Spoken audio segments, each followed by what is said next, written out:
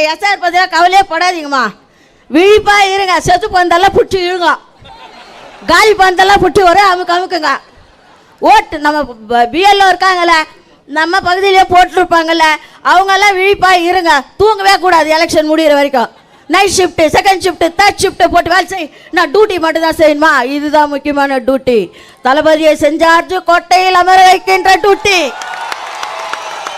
இதில் விழிப்புணர்வா நம்ம இருக்கணும். ஒரு திருட்டு ஓட்டு, செத்து போன ஓட்டெல்லாம் ஊழலன்ற ரெக்கார்டை நாம் ஏற்படுத்தணும்.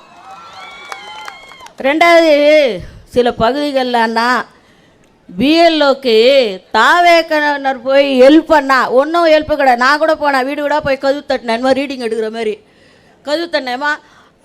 தேர்தல் அதிகாரி வந்துக்கிறாங்க, போய் ஓட்டு செக் பண்ணிங்க. நீங்கள் யார்? நீங்கள் போங்க. என்ன போய் சொன்னவர் ரொம்ப நல்ல ஒரு திமுகக்காரு.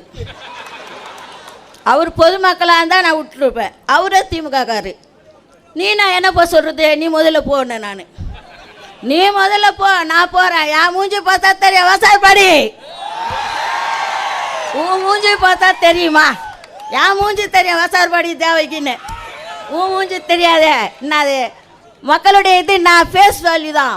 அண்ணாவின் இதயக்கனி புரட்சி தலைவர், தமிழக மக்களின் இதயக்கனி தளபதி, தமிழக மக்களின் இதயக்கனி தளபதி. அதனால நம்ம எந்த கவலையும் படவானா. வெற்றி நமது, நாளை நமது. தளபதி தான் முதல்வர் வேட்பாளர், அவர் தான் முதல்வர் என்பதை இங்கே உறுதியோடு சொல்லி வாய்ப்பளித்த நம்ம பொதுச் செயலாளருக்கு நன்றி பாராட்டி இடம் சார்கிறேன். நன்றி, வணக்கம்.